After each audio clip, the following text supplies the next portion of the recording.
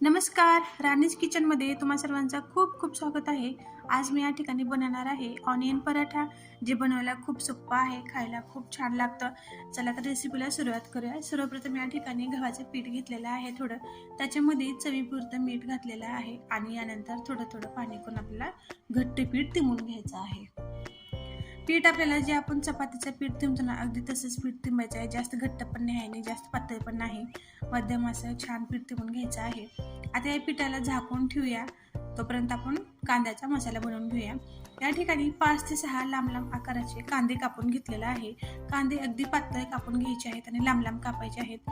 याच्यामध्ये चवीपुरतं मीठ, हळद आणि मिरची घालायची आहे आणि 1 चम्मच ओवा घालायचा आहे। ओव्यामुळे पराठा खमंग लागतो। यानंतर याच्यामध्ये भरपूर अशी कोथिंबीर घालूया आणि सर्व मिश्रण मिक्स करून घ्यायचं आहे।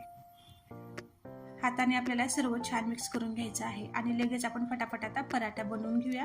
यानंतर या ठिकाणी पिठाची उंडा घेतलेला आहे, याला हातावरती छान असं थोडंसं मळून घ्यायचा। त्यानंतर कोरड्या पट्ट्यामध्ये याला मिक्स करून छोटंसं लाटून घ्यायचं। पुरीच्या आकारा एवढे याला लाटून घ्यायचं आहे। आता याच्यामध्ये आपल्याला घालायचा आहे हा बनवलेला आपल्याला कांद्याचा मसाला। हा जो कांद्याचा आपण मसाला बनवून ठेवलेला होतो, हे संपूर्ण याच्यावरती पसरून घ्यायचा आहे आणि याला आता मधोमध एक कट मारायचे आहे।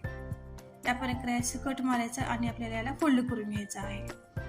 या प्रकारे ट्रायंगल आकारामध्ये फोल्ड करून घ्यायचा।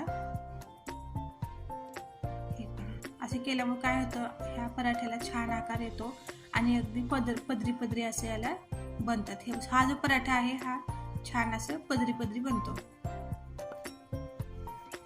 यानंतर याला मागून पुढून दोन्ही साईडला कोरडं पीठ लावून घ्यायचं आणि हलक्या हाताने याला लाटून घ्यायचं। लाटताना जास्त जोरात लाटायचं नाही, सुरुवातीला अगदी हलक्या हाताने याला लाटून घ्यायचा, म्हणजे कांदा जो आहे तो बाहेर येणार नाही। तर बघू शकता या ठिकाणी हा पराठा बनवून झालेला आहे। ट्रायंगल आकारामध्ये पराठा बनवलेला आहे। तुम्ही गोल आकारामध्ये पण बनवू शकतो किंवा पुरण भरून जसं आपण पोळी बनवतो तसं सुद्धा हा पराठा आपण बनवू शकतो। यानंतर या ठिकाणी तवा गरम झालेला आहे, त्याच्यावरती थोडंसं तेल लावायचं आणि त्याच्यावर हा पराठा टाकून दोन्ही साईडनी खमंग हा पराठा शेकून घ्यायचा।